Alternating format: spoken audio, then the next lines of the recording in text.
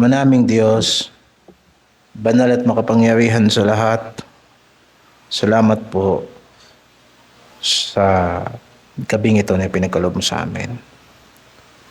Tulungan mo po kami sa aming pag-aaral ng iyong salita, sa aming pakikinig, pag-reflect, pag-internalize ang mga salitang mapapakinggan namin ngayong gabing ito. Ay paunawa mo po ito sa amin kung paano namin itong isa sa buhay. Kami po yung ituwid sa aming pag-iisip at sa aming damdamin. Sa iyo ang kapurihan at pasasalamat. Hugasan mo kami sa pamamagitan ng iyong banal na salita. Sa pangalan ng Panginoong Hesus. Amen. Nandito po tayo sa chapter 3 ng Santiago. At ang ating paksa ay ang mga tagapagturo ng iglesia sa panahon ng pagsubok sa pananampalataya. Inumpisahan natin yung introduction sa verses 1 at saka verses 2 nung nakaraang Miyerkules. Ang sulat ni Santiago ay isinulat para sa unang iglesia na dumaraan sa matinding pagsubok sa pananampalataya. At lahat ng pangangaral na ating dinadala sa pulpito sa aklat ni Santiago, tinitignan natin mula sa context na yan. Sa ganitong kalagayan, ang mga Kristiyano ay hindi lamang nangangailangan ng pagtitiis, kundi higit sa lahat, kailangan natin ng tamang pagtuturo at paghikayat, tamang impluensya. Parang kagaya yan, naglalakad ka ng malayo. Napapansin mo kapag meron kang kasama habang naglalakad, yung nilalakad mo parang maigsi lang. Ganon din naman ang pamumuhay Kristiyano. Kung nagtitiis ka mag-isa, medyo mahirap. At minsan nakakapag-isip ka pa ng pagreklamo sa Diyos at pagdadalawang isip. Pero kung lumalakad ka at nagtitiis ka alang-alang kay Kristo na merong kasama ka, meron kang kabalikat na humihikayat sa iyo at nagpapaliwanag sa iyo ng mga bagay na dinaraanan natin, nagiging madali at masaya ang pakikipaglaban para sa pananampalataya. Kaya nga po mga kapatid, sa panahon ng pakikipaglabang espiritual, ang iglesia ay maaaring mapalago o masira depende sa klase ng aral na ating naririnig at isinasabuhay. Sa panahon na mahirap, nandyan ang tukso ng sanlibutan. Nandyan ang mga filosofiya ng sanlibutan na nagbibihis banal, nagbibihis salita ni Kristo, pero sa totoo lang, hindi para sa ikabubuti ng iglesia. Kaya maraming sumusunod na kay Satanas na hindi nila namamalayan.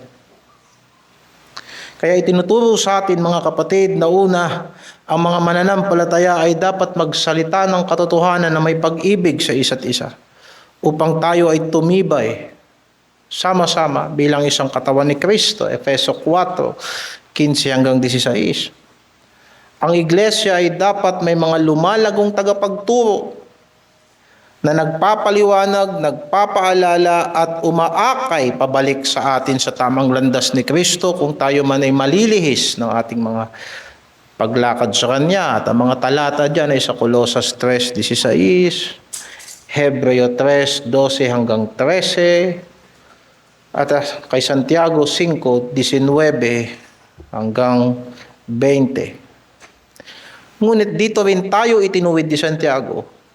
At ito po ang naging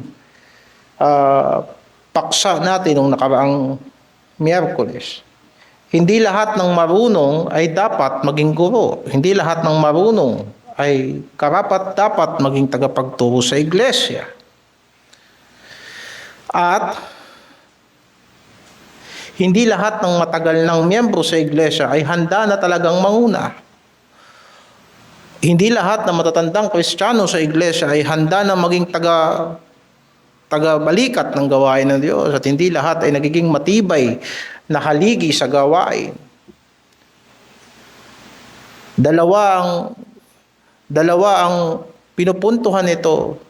Una ay upang kung marami sa atin na nakikita natin na nagkukulang tayo sa ating pamumuhay bilang Kristiyano at hindi tayo nagiging epektibong tagahikayat sa mga mahihina, lalo na humaharap tayo sa pagsubok at sa palagay natin ay tayo ay dapat magtagapagturo na ay aayusin natin ang ating mga paglilingkod sa Diyos.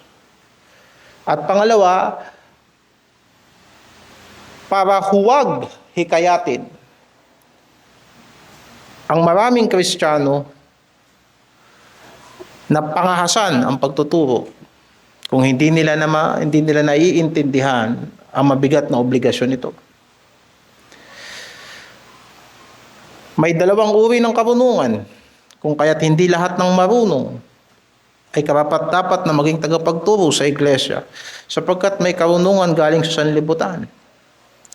Tandaan natin, kahit ang dyablo marunong gumamit ng talata. Kung kaya't hindi lahat ng marunong sa Biblia ay magiging epektibong tagapagturo ng salita ng Diyos. Lalo na ngayon, ang dami ng mga delata na aral. Bumili ka ng study Bible, may lesson ka na. Magbukas ka ng ChatGPT, may lesson ka na. Magbasa ka ng commentary, meron ka ng lesson. Subalit mapapansin mo na yung pagkaalam ng salita ng Diyos, kung hindi parehas sa conviction na ipinamumuhay natin, meron yung diferensya. Kaya sinabi kong delata, sapagkat parang kapag wala ka ng oras magluto, bibili ka ng delata. Bubuksan mo. Hindi ganoon kasimple ang pagtuturo ng salita ng Diyos. Nagiging epektibo ang panghihikayat natin sa iba kung yung sinasabi natin, dinanas natin. At dumaan tayo doon. Merong karunungan galing sa sanlibutan na nagre-resulta ng inggitan, pagkakabahabahagi at kaguluhan. Meron din namang karunungan galing sa langit na nagdudulot ng kapayapaan at pagpapatibay sa ating lahat. Higit sa lahat, mabigat ang pananagutan ng pagiging matandang Kristiyano. Kapag ikaw ay nag-akay ng tao kay Kristo, hindi mo maiiwasan nakatingin yan sa likod mo. Hindi maiiwasan babantayan yan lahat ng kilos mo. Hindi maiiwasan. At ginawa ng Panginoon yon, kahit pasabihin mo na huwag kang titingin sa akin, tumingin ka kay Kristo, wala kang magagawa. Titignan yan si Kristo sa pamamagitan mo kasi ikaw ang nasa unahan. Hanggang sa matuto yan na tumingin kay Kristo. Kaya mas marami kang alam, mas maraming hihingiin sa iyo ang Diyos. Mas marami tayong kakayanan, mas marami tayong dapat ipaglingkod sa Panginoon natin. Hindi lamang ito, huwag nating kakalimutan, tayong lahat ay nagkakamali. Kaya't ang sino mang nagtuturo o nagnanais na maging tagapagturo ay dapat may takot sa Diyos at may kamalayan siya sa kanyang sariling kahinaan. Sa makatuwid sa panahon ng pagsubok, ang iglesia ay nangangailangan ng mga tagapagturo na hindi lang marunong at hindi lang tumagal, kundi natutong maging responsable. Una, sa kanilang sinasabi. Pangalawa, sa kanilang isinasabuhay. At yun yung malaking portion ng chapter 3. Yung pagiging responsable sa salita, chapter 3, verse 2 hanggang verse 12. At pagiging responsable sa pamumuhay, chapter 3, verse 13 hanggang verse 18. Ang bibigyan natin ng atensyon sa gabi nito ay ang mga tagapagturo sa iglesia ay dapat maging responsable sa kanilang pananalita. At ang bibigyan natin ng atensyon yung chapter 3, verse 2 hanggang verse 12. Babasahin natin.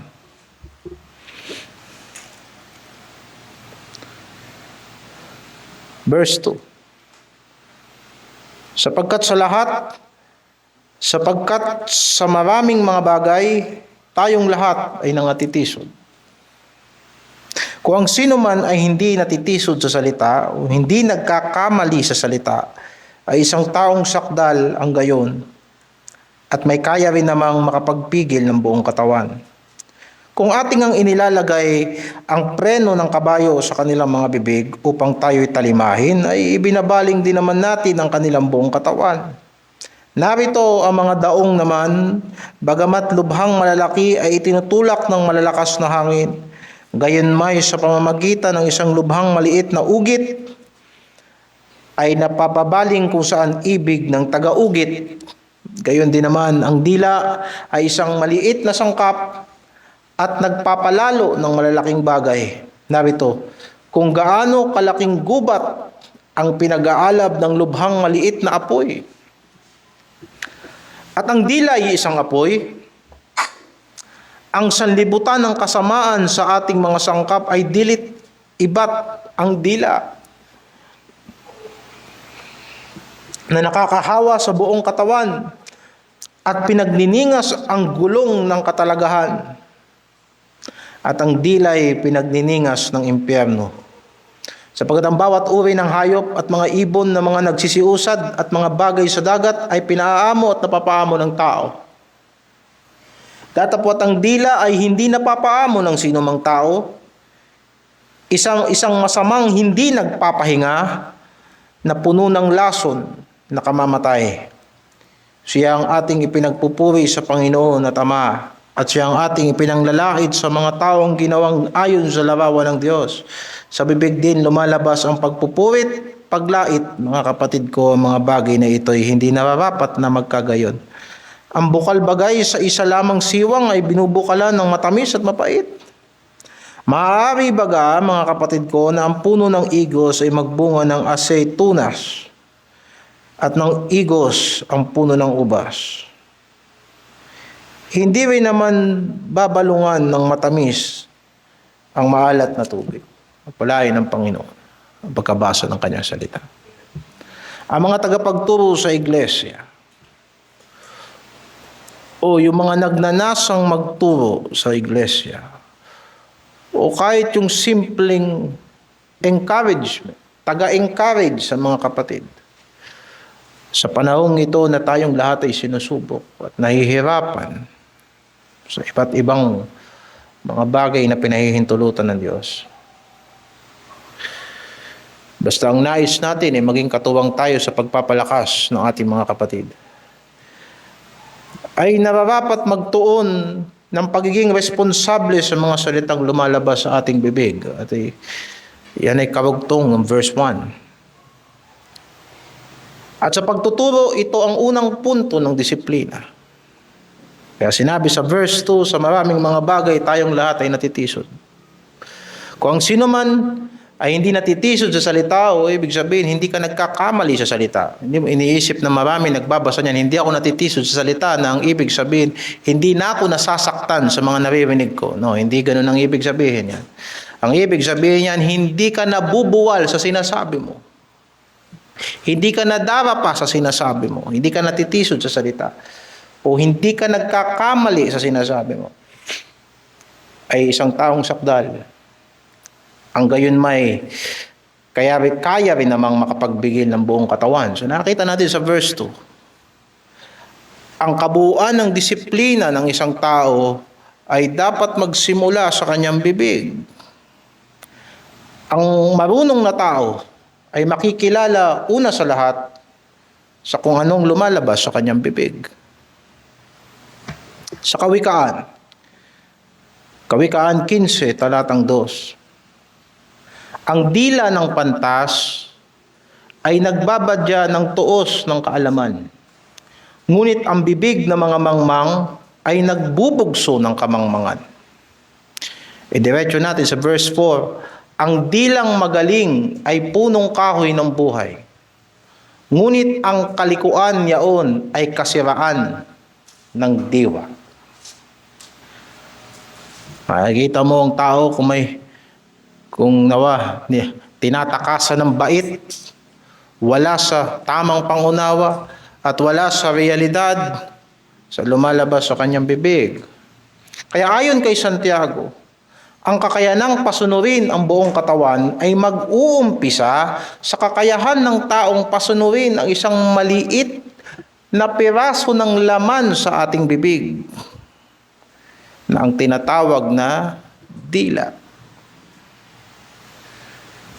Ang daming muscle sa katawan natin. At kailangan natin pakilusin lahat ng yan sa disiplina na nais natin. Pero madalas na-overlook yung isang maliit na peraso ng muscle sa loob ng bibig natin na gumagalaw ng walang habas. At yan ang sinasabi ni Santiago. Napakaliit ng bahaging ito. Kaya sa larangan ng pagiging marunong, hindi ito palaging binibigyan ng atensyon. Lalo na sa panahong ito na maraming madaldal at pagka maraming sinasabi ang iniisip ng mga tao, matalino yan. At hindi na tinitignan ano ba ang bigat ng sinasabi. Yan ang sakit ng ating lipunan. Ang daming opinyon, ang daming komento. Kaya magulo ang ating pamayanan, ang ating gobyerno. Sinasabi ni Santiago na may malalaking bagay na napapasunod sa pamamagitan ng maliliit na mga aparato. Sapagkat mag-iisip ang mga tao, bakit mo iuugnay yung buong kabutihan ng katawan sa isang maliit na peraso ng dila? Na ginamit ni Santiago na ilustrasyon, hindi ba yung barko? Ang laki-laki ng barko. Pero napapasunod dyan na isang maliit na timon. Napapakanan yan at napapakaliwa yan. Napapadiretso yan na isang maliit na timon. Na ang malaking barko kayang pakontrolin ng isang tao sa pamamagitan ng timon. Ganun din naman yung kabayo. Yung kabayo na mas malakas pa ang sipa kaysa sa tao. Napapasunod ng tao. Nalalagyan ng preno ng tao sa pamamagitan ng paglalagay sa bibig. In verse 3 hanggang verse 5. Kaya sinasabi ni Santiago rito, hindi dapat maliitin ng mga Kristiyano ang nagagawa ng maliit na dila. Huwag mong isipin na maliit na bagay yung lumalabas sa ating bibig.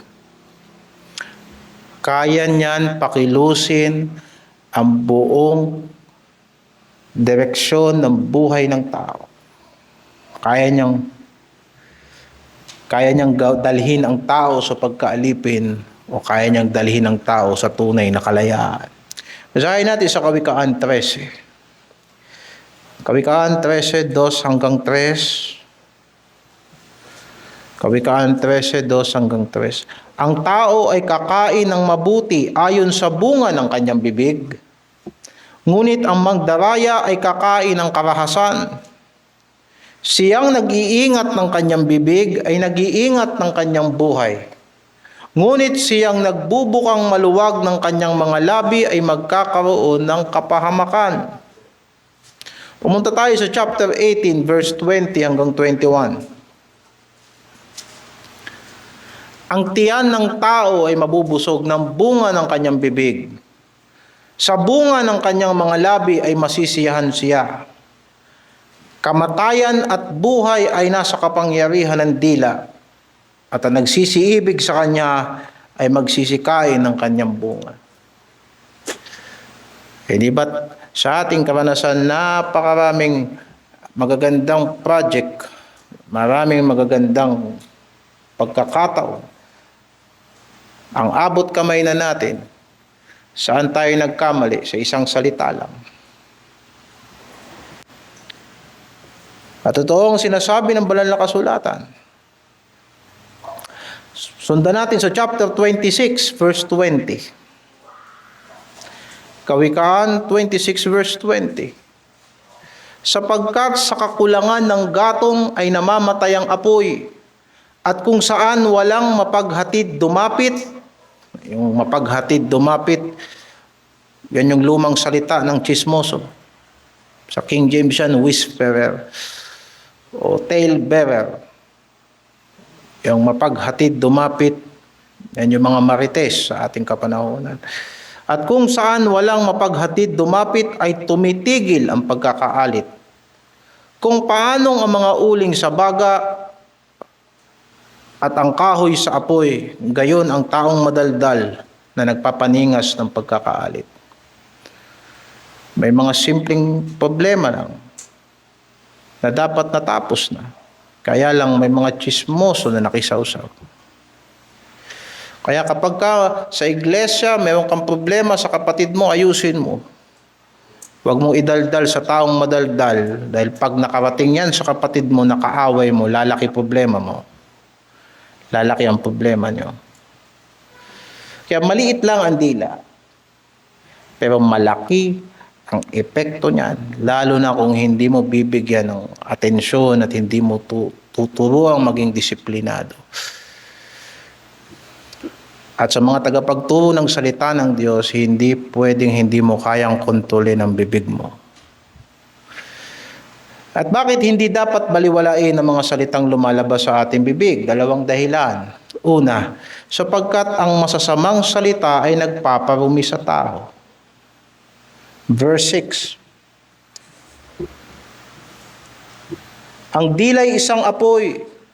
Ang sanlibutan ng kasamaan sa ating mga sangkap ay dilit iba ang dila na nakakahawa sa buong katawan at pinagniningas ang gulong ng katalagahan at ang dilay pinagniningas ng impyerno.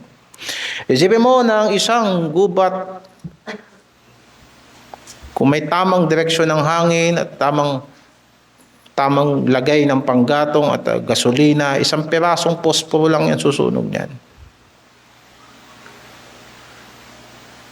Sinabi ng banal na kasulatan na ang dila ay isang apoy. Alam mo, bawat idea, bawat paniniwala, kaalaman na nakaka-impluwensya sa atin mula sa sanlibutan ay nagiging ganap na atin, nakapagbabago ng isip at puso natin kapag binigyan natin ito ng sarili nating paggamit at pananaw. Nakakabuo tayo ng bokabularyo. Nagkakaroon tayo ng sariling ekspresyon batay sa mga pananaw na mayroon tayo sa mga bagay-bagay na nakapaligid sa atin. Kaya napaka-delikadong bagay na kung ano yung pinapanood mo sa maghapon, pansinin mo, ganun ka na magsalita. Yung ekspresyon nakikita mo sa Facebook, sa social media, ganun ka na mag-isip. Anong ekspresyon nun? Ganun ka na magsalita. Makikita mo, maliit na bagay lang yan at sasabihin natin, grabe ka naman, napakamasyado mo namang, ang liit na bagay lang yan. Oo, maliit na bagay lang yan, pero ganyan ka na magsalita kasi ganyan ka na mag-isip. Sa makatuwid, ang sanlibutan ay humuhubog sa atin na magkaroon ng sariling pananaw na hiwalay sa pananaw ng Diyos. Yan nga sinasabi sa Roma 12, na magsisimula ang pagbabago sa pagbabago ng pag-iisip. At kung ang pananaw natin sa mga bagay-bagay ay pananaw ng Diyos, ay mahahayag ito sa ating pamumuhay, lalo na sa ating mga ekspresyon. Madalas kumikilos ang dila ayon sa pagiging makasalanan ng tao. Hindi ba't lahat naman ang parte ng katawan natin? Kung ano yung karanasan natin sa dati nating pamumuhay, yan ang nararamdaman ng laman natin hanggang sa ngayon at diyan tayo tinutukso. Huwag natin ibahin ang dila natin dahil laman din yan, kagaya ng laman sa kamay at sa paa. Maoobserbahan natin na ang ating mga paghilig, inclination, sa ating dating pamumuhay, sa ating mga sinasabi at bukang bibig. Bantayan mo ang bukang bibig ng tao at mahihinuha mo kung anong tumatakbo sa kanyang isip. Mga bagay na kahit tayo itanggi natin, sabihin natin, di, wala lang yun. Subalit tunay na refleksyon ng ating mga pagkataong may kasiraan sapagkat tayo ay tao lamang. Nalalaman natin sa Kawikaan 10:32 sinasabi, nalalaman ng mga labi ng matuwid ang nakalulugod, ngunit ang bibig ng masama ay nagsasalita ng kadayaan. Gusto ko ring ipaalala sa inyo mga kapatid, sa aral ng ating Panginoong Jesucristo. Sinabi niya na ang lumalabas sa tao ay ang nagpapadumi sa tao. Matthew chapter 15 verse 17 hanggang 20. Matthew 15, 17 hanggang 20. Hindi pa baga ninyo nalalaman na ang anumang pumapasok sa bibig ay tumutuloy sa tiyan at inilalabas sa daanan ng dumi? Datapwat ang mga bagay na lumalabas sa bibig ay sa puso nang gagaling. At siyang nakahahawa sa tao o siyang nakakapagpadumi sa tao. Sapagkat sa puso nang gagaling ang masasamang pag-iisip, mga pagpatay, mga pangangalunya, pakikiapid, mga pagnanakaw, mga pagsaksi sa di katotohanan, mga pamumusong, mga rebelyon. Ito ang mga bagay na nakakahawa sa tao, nakakapagparumi sa tao. Maraming mga masasamang bagay na pumapasok sa isip natin na dapat doon pa lang nilalabanan na natin. Pero sa hindi natin pag-iingat, inilalabas natin sa salita. Yun ang ibig sabihin ng Panginoong Jesucristo diyan. Bawat malaswang bagay at bawat kasinungalingang bagay na pumasok sa isip natin, wala naman talagang ibang makakabasa niyan. Ikaw lang at ang Panginoon na diyan pa lang sa isip natin dapat nilalabanan na. Hindi mo na kailangang sabihin yan sa iyong kausap. Kaya't ang mga salita na lumalabas sa bibig natin ay refleksyon ng ating mga saloobin at kagustuhan. Kapag nag-akay ka ng kaluluwa kay Kristo at natutunan mo mga bagay na ito, hindi mo ipagsasawalang bahala ang lumalabas sa bibig ng kausap mo. Bakit? Ganun kami nagbabantay sa sarili mo. At kung ganoon, makikita mo ng mas maaga kung ano ang kailangang pag-ingatan sa kanyang buhay. Pero kung hindi ka maingat sa iyong sarili, magiging hindi ka rin maingat. At may mga bagay na hindi mo alam at palalagpasin mo lang sa mga kapatid nating dapat nating alalayan. Inilarawan sa Kawikaan, ang salita ng isang walang kabuluhang tao ay humuhubog sa kanyang paikitungo sa kapwa. Obserbahan mo to. Kapag lumalabas sa bibig ng tao, ganyan din siya makitungo sa kanyang kapwa. Basahin natin sa Kawikaan 16. Kawikaan 16, 27 hanggang 30.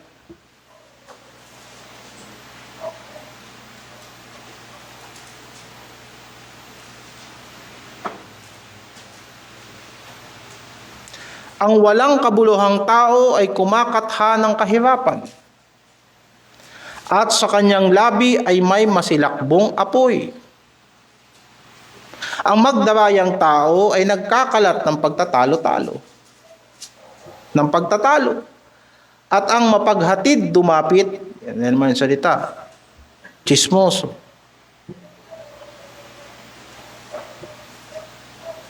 At ang mapaghatid dumapit ay naghihiwalay ng magkakaibigang matalik. Ang taong marahas ay dumadaya sa kanyang kapwa. At ang pinapatnubayan niya siya sa daang hindi mabuti. Ikinikindat ang kanyang mga mata upang kumatha ng mga magdarayang bagay. Siya ay nangangagat labi ay nagpapangyari sa kasamaan. Makikita mo.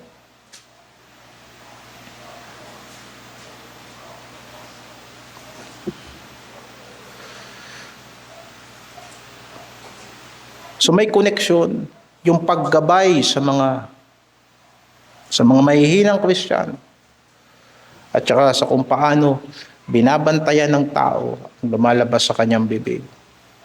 Ang taong marahas ay dumadaya sa kanyang kapwa at pinapatnubayan niya siya sa daang hindi mabuti.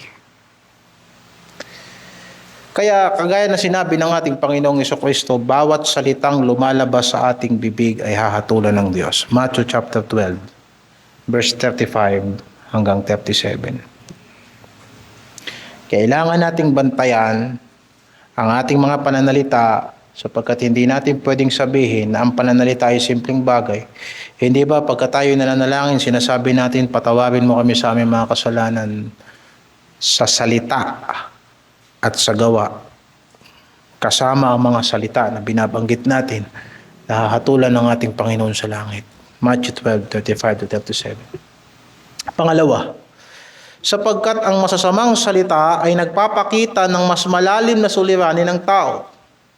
Binanggit natin kanina na ang disiplina ng buong katawan ay nagsisimula sa dilang maliit.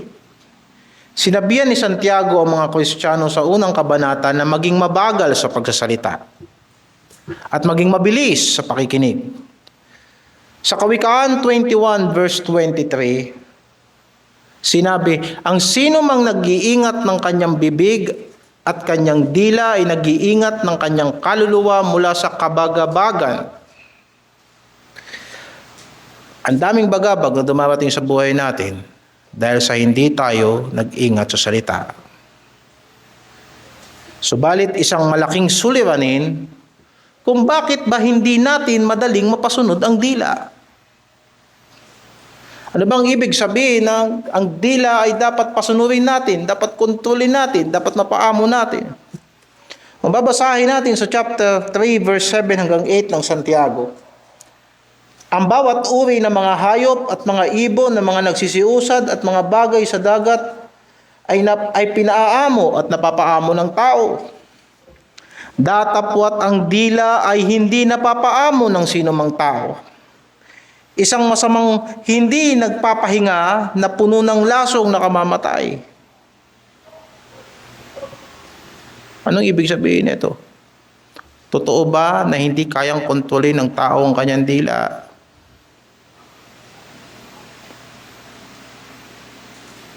Pag binasa natin yung kasunod na verse, maiintindihan natin kung anong ibig sabihin kung saan banda hindi mapasunod ang dila. Verse 9. Siyang ating ipinagpupuri sa Panginoon at Ama, at siyang ating ipinanglalahit sa mga taong ginawang ayon sa larawan ng Diyos. Sa bibig din lumalabas ang pagpupuri at paglait, mga kapatid ko, mga bagay na ito'y hindi nararapat magkagayon.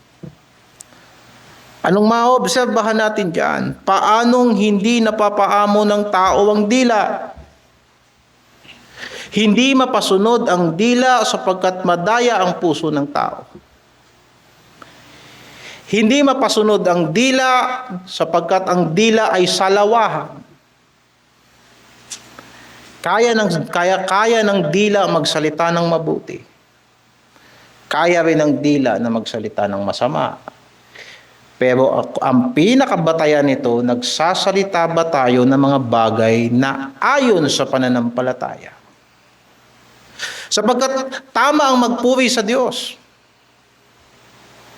Pero mali ang laitin ang tao na ginawa sa larawan ng Diyos. Nagsasalita tayo ng mga bagay na ukol sa pananampalataya. At nagsasalita rin tayo ng mga bagay na labag sa pananampalataya. Ang pagiging makasalanan ng bibig ay ang kawalan nito ng katapatan sa pananampalataya. Kawalan nito ng katapatan sa ipinahahayag nating relihiyon.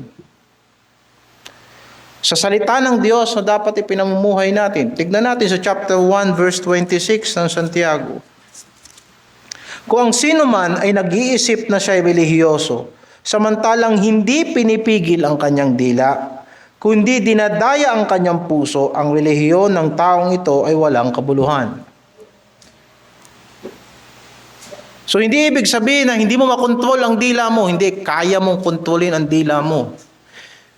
Pero dapat pinipigil mo ang dila mo ng ayon sa iyong sinasampalatayanan, ayon sa relihiyon na iyong pinangahawakan. Sapagkat kung tama ang relihiyon mo, pero ang dila mo ay nagsasalita ng labag sa relihiyon mo, dinadaya mo ang iyong puso. Yun ang sinasabi ni Santiago. Nakokontrol naman talaga natin ang dila natin. Depende sa takbo ng puso natin. Pag ang gusto ng puso mo mandaya, mambobola ka.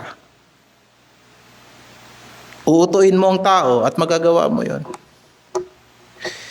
Pero kapag ka nagsalita na tayo sa pananampalataya at alam natin na ang pananampalataya ay buhat lamang sa puso na bigay ng Diyos, kailangan ng bagong puso para sumunod ang ating makasalanang dila sa kalooban ng Diyos.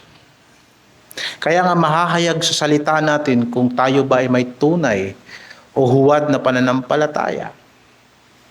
At alalahanin natin na ang pagsasalita ay isang bahagi lamang.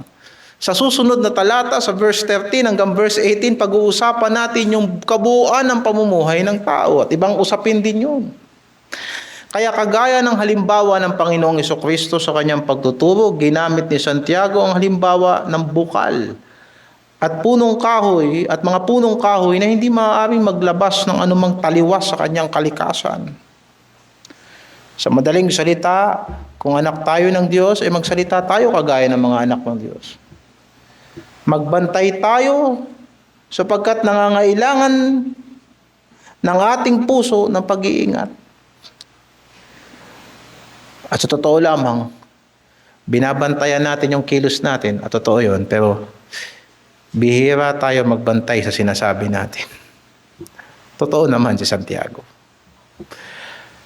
Pero hindi basta kung anong sinasabi natin. Bantayan natin kung anong disposisyon ng ating puso, dahil kung anong laman ng puso, yan talaga ang lalabas sa ating bibig. Diyan nagsisimula ang disiplina, dahil sa totoo lang, yan ang pinakamadaling gawin. Kahit anong isipin natin na kaya nating gawin, mas madali pa rin magsalita kaysa humakbang, hindi ba? Kaya ang bibig ang pinakamahirap bantayan.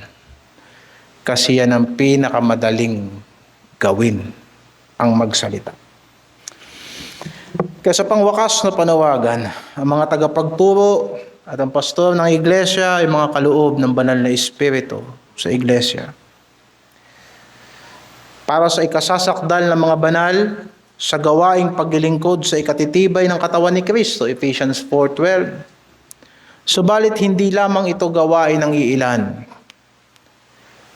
Sapagkat sa verse 15 ng Ephesians 4:15, hinihikayat ang bawat isa sa atin na magsalita ng katotohanan na may pag-ibig, upang ang buong iglesia ay lumago at tumibay kay Kristo.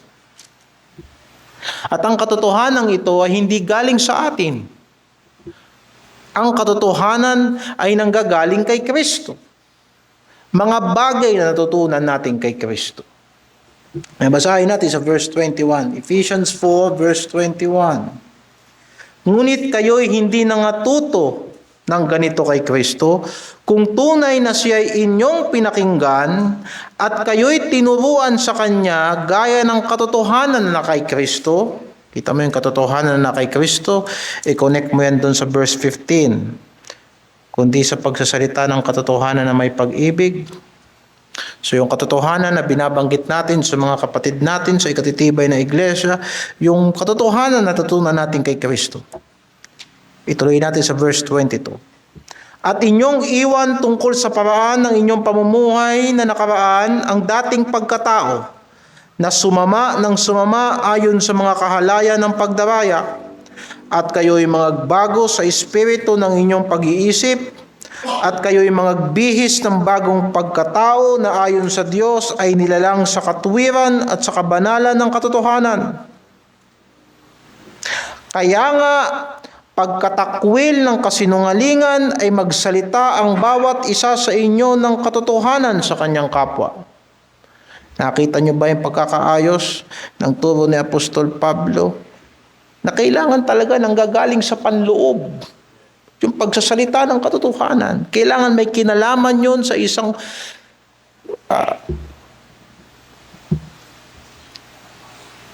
may kinalaman yun sa kamalayan na tayo ay may bagong buhay na kay Kristo. Kailangan nating ipamuhay ang salita ng Diyos. Kailangan nating i-meditate ang salita ni Kristo.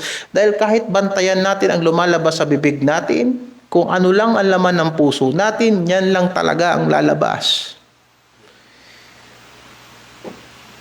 At tayo mapapagod tayo sa kababantay sa sarili natin. Kaya't nagsisimula yan sa isang bagong pagkatao na itinuro sa atin na Ebanghelyo. Kaya nga pagkatakwil ng kasinungalingan ay magsalita ang bawat isa sa inyo ng katotohanan sa kanyang kapwa, sapagkat tayo'y mga sangkap ng isa't isa sa atin. Verse 26, kayo'y mga galit at huwag kayong magkasala. Huwag lumubog ang araw sa inyong galit. Galit ka, siguraduhin mong lalabas sa bibig mo, salita ng Diyos, maayos Ba? Kasi kung magagalit ka at magmumura ka, huwag ka na magalit. Ba? Ang Panginoong Jesucristo nagalit, pero ano lumabas sa bibig niya? Mga banal na bagay, pagtutuwid. May mga bagay na nakakagalit. Lalo na kung halimbawa yung kalooban ng Diyos hindi nilalakaran ng tao at nais mo na ang iyong sambahayan, ang iyong pamilya, ang iglesia, ang mga kasama mo sa paglilingkod sa Panginoon ay lumakad ng matino. Hindi ka ba magagalit kung nagmamalasakit ka talaga sa mga bagay na matuwid? Pero anong lalabas sa bibig mo? Magagalit ka Pero siguraduhin mo lalabas sa bibig mo, katuwiran, katotohanan ni Kristo. Sapagkat kung magagalit ka, pero kung lalabas sa bibig mo, ipanlalait sa tao, hindi makakabuti. At ang galit ng tao ay hindi gumagawa ng katwiran ng Diyos. Kung magagalit ka at pagkatapos huhukayin mo lahat ng kasamaan, matapos sa maraming ibabalik mo na walang kinalaman sa usapin ng kasalukuyan ng paglilingkod sa Panginoon, ay magkakasala tayo sa Panginoon. Diba? Malaki ang pinagkaiba ng galit sa puot. Ang galit ay isang mabilis na reaksyon. Hindi yan nagtatagal, pero ang puot, pagkikimkim yan, ang sama ng loob na kahit anong gawin ng tao, hindi yan mawawala. Kahit anong gawin ng tao para mawala yung sama mo ng loob, nandyan yan sapagkat puot. Pero ang galit, sinabi sa banal na kasulatan, kung kayo magagalit kayo, huwag kayong magkasala sa Panginoon. Bawat lumalabas sa bibig natin yan, nakakadumi yan ng ating pagkatao. At huwag nating bibigyang daan ang dyablo. Meron akong tanong sa inyo mga kapatid. Ang dyablo ba nakakabasa ng iniisip natin? Natural, hindi. Diyos lang ang nakakaalam ng iniisip at pinabasa ng tao. At iniisip at laman ng puso ng tao. Nakakabasa ba ang dyablo ng puso ng tao? Hindi rin. Sapagkat Diyos lang ang nakakabasa ng puso ng tao. Pero tatanungin kita, bakit kaya alam ng dyablo ang kahinaan mo? Bakit sa panahon na nagrereklamo ka, lalo kang tinutokso ng dyablo? Bibig. Kaya huwag mong bigyan ng daan ang dyablo sa pamamagitan ng salita mo. Kaya huwag kang magrereklamo, nakikinig si Satanas. Bibigyan ka ng offer na mahihirapan ka. Ay, di ba? Diyos lang ang nakakaalam ng isip at puso ng tao. Wala nang iba. Ni ang mga anghel, hindi nila alam yan. Pero paano nalalaman ng dyablo? Kasi nasabi mo, sa angal mo, sa pag-unawa mo, sa inggit mo, sa kasasanaol natin, binibigyan natin ang daan ng dyablo. Yung mga yabang na lumalabas sa bibig natin, lalo tayong pinapainan ng dyablo. Alam ng dyablo kung sinong hindi mo kakasundo sa simbahan. Bakit? Yun ang chinichismis mo. Lumalabas sa bibig mo.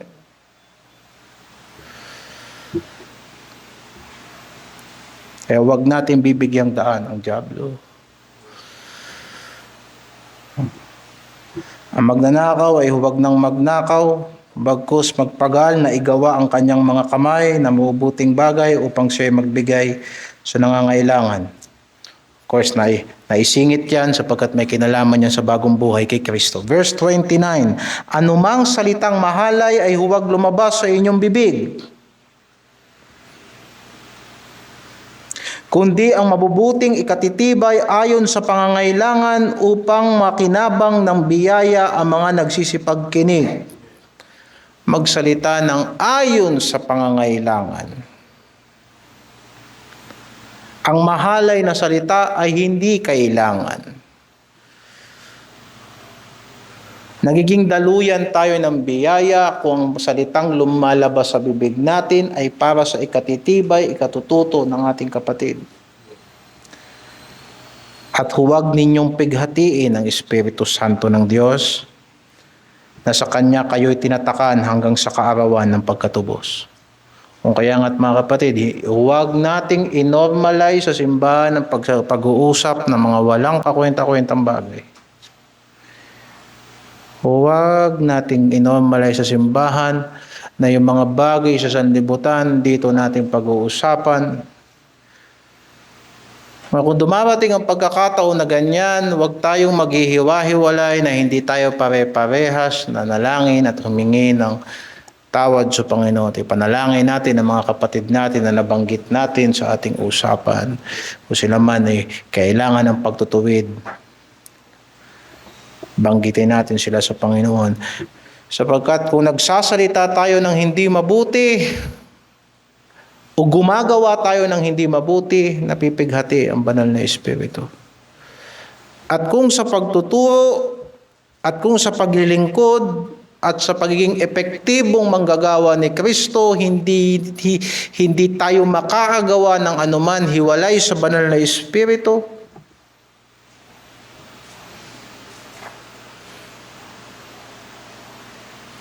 gusto nyo, obserbahan nyo na lang. Yung Kristiyano na walang pagpipigil sa salita, hindi epektibo sa gawain. Obserbahan nyo na lang. Obserbahan nyo na lang yan. Yung Kristiyano ang hilig tumambay, tapos pag tumambay kung ano-anong kwento, tignan nyo, hindi epektibo sa gawain yan. Dahil napipighati ang banal na Espiritu. Isipin nyo na lang.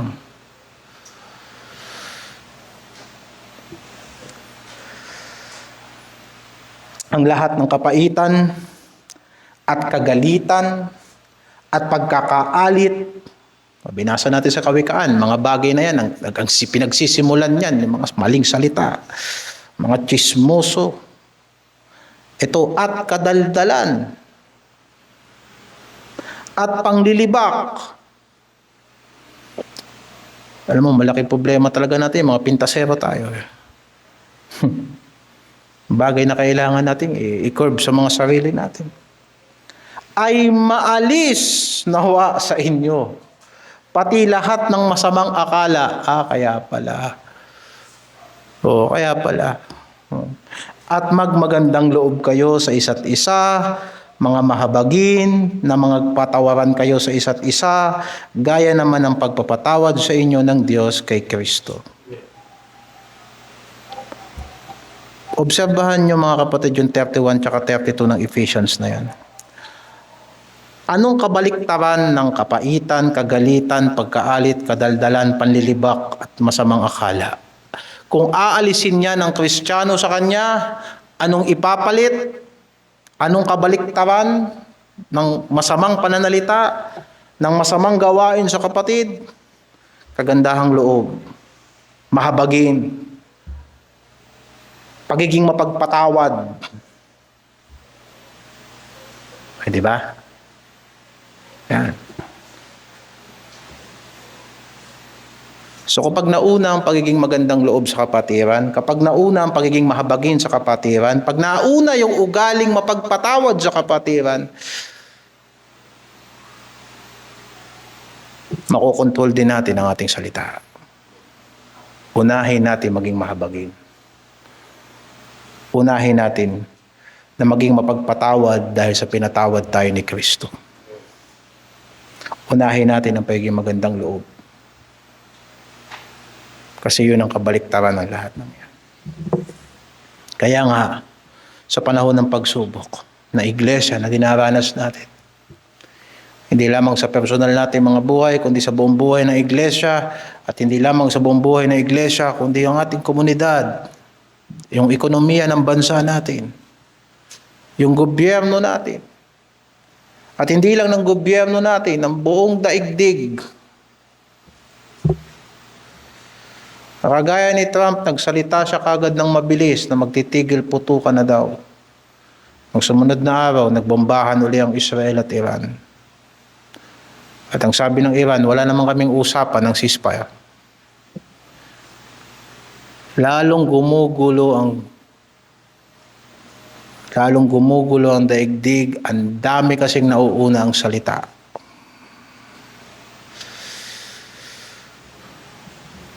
Kaya iwasan na natin, mga kapatid, iwasan na natin na magsalita na hindi natin pinag-iisipan. Pag tayo nangako sa Panginoon, idalangin natin sa Panginoon na bago tayo magbitaw ng salitaan natin, bago tayo mag-amin, ilapit natin ang puso natin sa Diyos. At ingatan niya tayo na ang binanggit natin sa Kanya ay maisakatuparan natin. Kailangan natin ng mga haligi sa iglesia, mga kalalakihan na haligi sa iglesia, at mga kababaihan na haligi rin sa ministeryo ng mga kababaihan. Nakikita natin kailangan ng isang maunlad na discipleship sa ladies ministry. Pinagsisikapan namin ang men's ministry ay maging mabuti at naaayon sa pamantayan ng Titus chapter 2. Pero ang buong iglesia ay dapat lumago. Kahit ang mga bata, sawayin natin sa maling pananalita dahil makakasanayan nila yan. At lagi mo itatanong, hindi ka naman nagturo sa anak mo ng pangit na salita, saan niya nakuha yun? Kaya kailangan natin ng mga tagapagturo at mga halimbawa na lumago at responsable sa bawat salitang kanilang binibitawan. Sapagkat ang salita ay maaari maging sanhi ng pagkahina ng iba o maging kasangkapan ng Diyos para sa ikatitibay. Nawa sa lahat ng mga bagay ay iglesia ay lumago sa katotohanan at pag-ibig kay Kristo. Palain tayo ng Panginoon. Yung susunod na pangangaral, sa verse 13 hanggang verse 18, patungkol sa responsableng pamumuhay.